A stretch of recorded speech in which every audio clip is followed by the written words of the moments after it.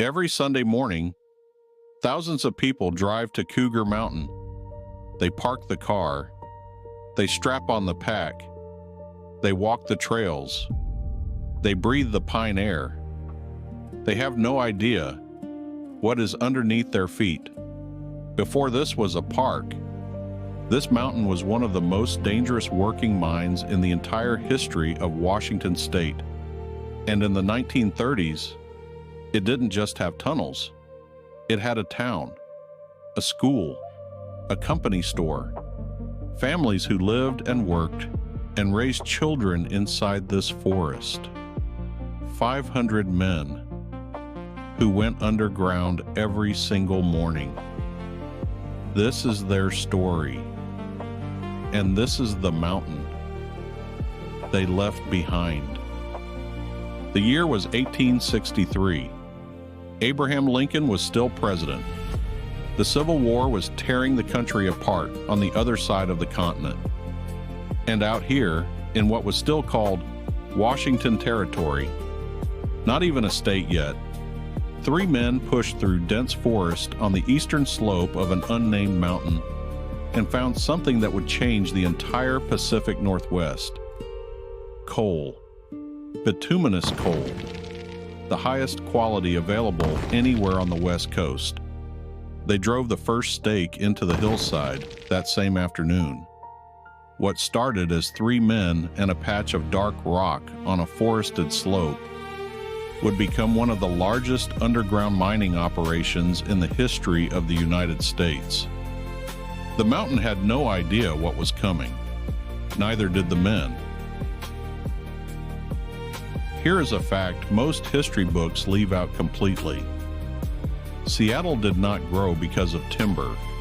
Seattle did not grow because of fishing. Seattle grew because of the coal under Cougar Mountain.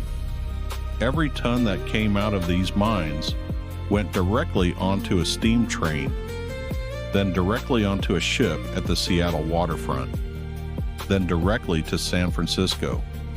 The revenue from that coal built the docks, built the warehouses, built the first real buildings of a city that barely existed before these mines opened. What you see when you look at modern Seattle today began underground, right here, under the trails you walk on weekends. 6 miles. That is how far the tunnels extended beneath this single mountain.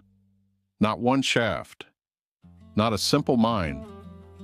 Something closer to an underground city. Main corridors wide enough for coal carts running on iron rails. Side tunnels branching off in every direction. Vertical shafts connecting multiple levels below ground, some separated by over 100 feet of solid rock. Electric lights strung along wooden ceiling beams. The only light for miles in any direction. Miners moved through this system every single day like workers in any large building. Except this building was inside a mountain. There were no windows, no way to know if it was morning or night outside. And if the structure above them shifted even slightly, there was nowhere to go.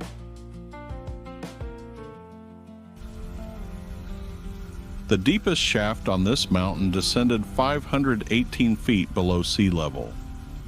Think about that number. You are standing on a forest trail. Beneath your feet is soil. Then rock.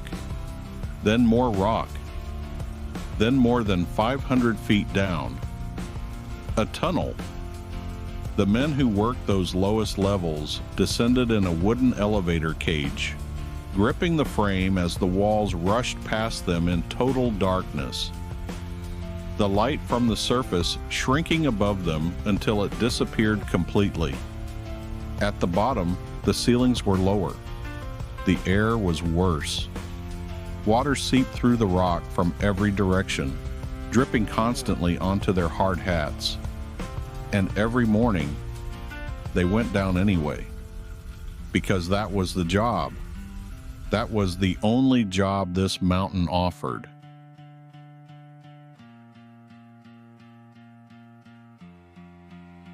They came from everywhere: Croatia, Japan, Italy, Greece, Wales, the American South, men who had crossed oceans, and in some cases an entire continent, to end up inside a mountain in Washington state.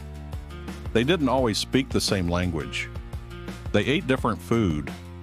They prayed differently, in different languages, to different versions of God. But underground, none of that mattered anymore.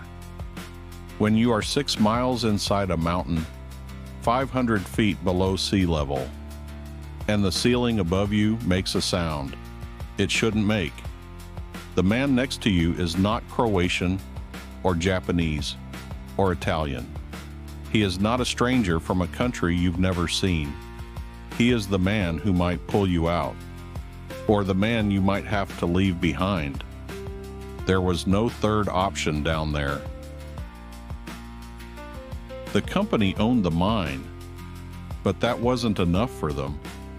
They also owned the houses where the miners lived, the store where they bought food, the roads that connected everything to the outside world.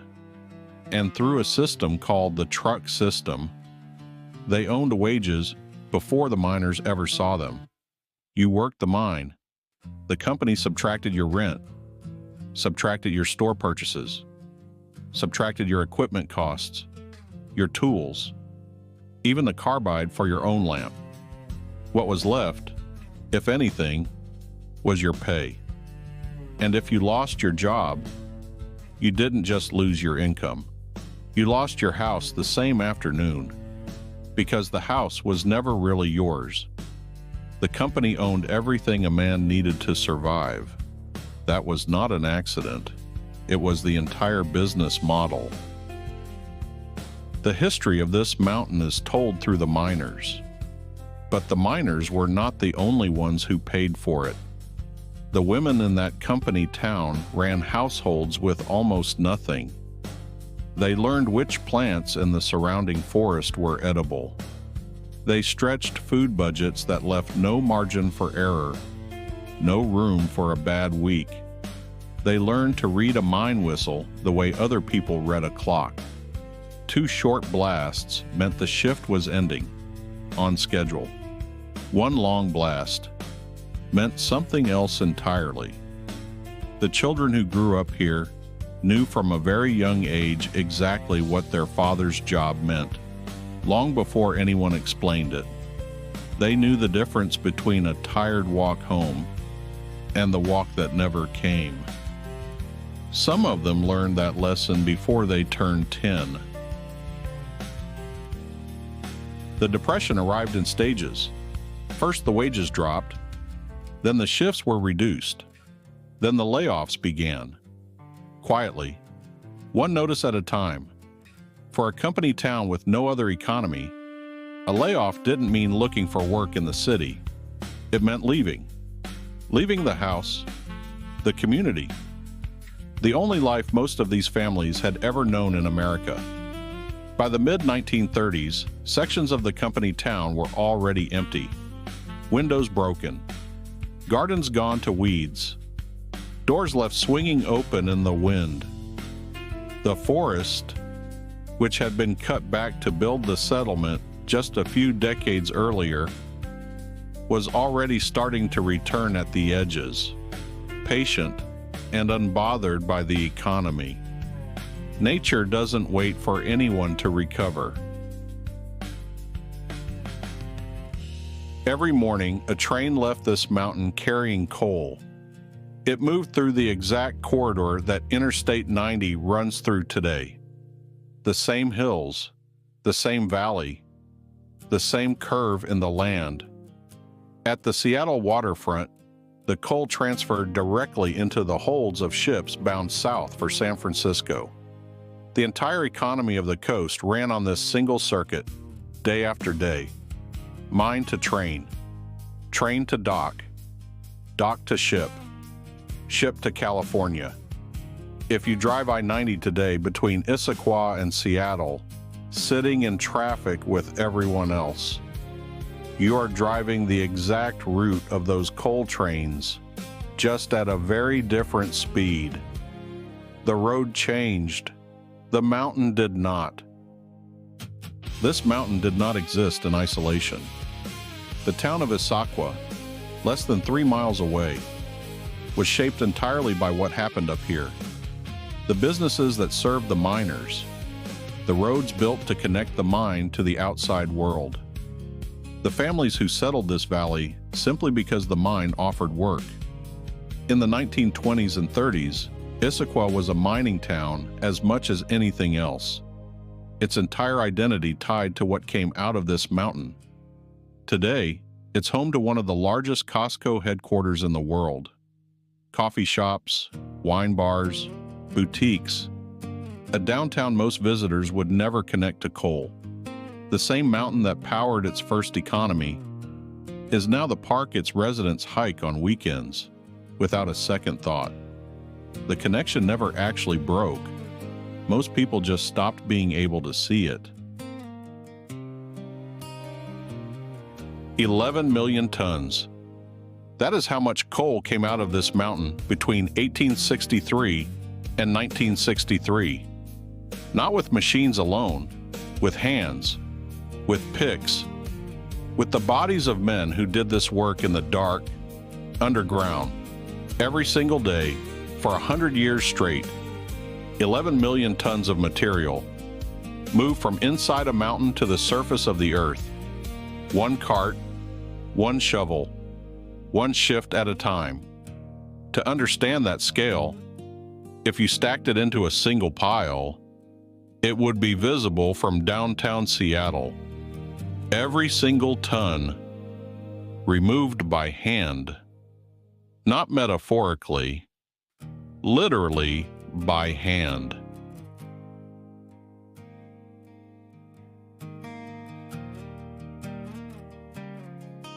In the end, it wasn't a disaster that closed these mines.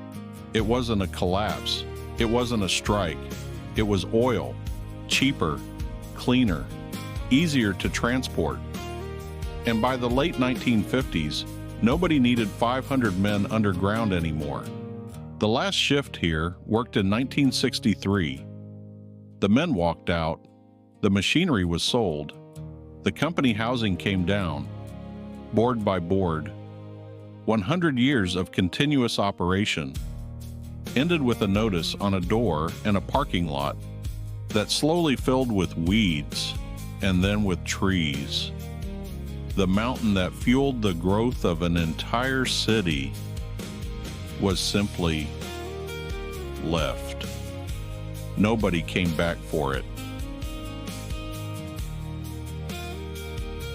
There is something the park maps don't show. When these mines closed in 1963, one of the abandoned coal seams was never properly sealed. And at some point after that, it caught fire. Underground, inside the mountain, in a tunnel nobody has entered in decades. That fire is still burning today. In certain spots on the trail, especially in winter when the cold makes it visible, hikers have reported seeing thin columns of steam rising silently from the ground. The earth, breathing, beneath the ferns, beneath the trail, beneath the families on their weekend hikes, completely unaware. The mountain is still on fire. It has been burning for over 60 years, and it shows no sign of stopping. What happens to a place after the industry leaves? Here, the answer took about 20 years to become visible. The structures came down. The cleared land sat empty for a while. Then grasses returned. Then ferns. Then alders. Then slowly, the larger trees began filling in the gaps. By 1985, when King County opened the first trails through what was now officially a park, the forest had already erased most of the surface evidence of what had been here for a century. The mountain healed faster than anyone who worked it could have expected. Or perhaps it didn't heal. Perhaps it just covered, the way a scar gets covered by skin. Every weekend, thousands of people come here now. They bring their kids, their dogs, their coffee and travel mugs. They walk the Coal Creek Trail, named, if anyone notices, for what was here before any of them arrived. Somewhere below their feet, 6 miles of tunnels are still there, sealed, silent. Except for the fire, 11 million tons of mountain pulled out by hand, by men whose names most of us will never know. And now the mountain is simply a park. The trail you walk on weekends is the roof of something that never actually stopped existing. It just stopped being visible. It's still there, right now, under your feet. If this is the kind of history you didn't know you needed, there's a lot more buried across this beautiful state. Subscribe, hit that like button, and share this with someone who hikes these trails.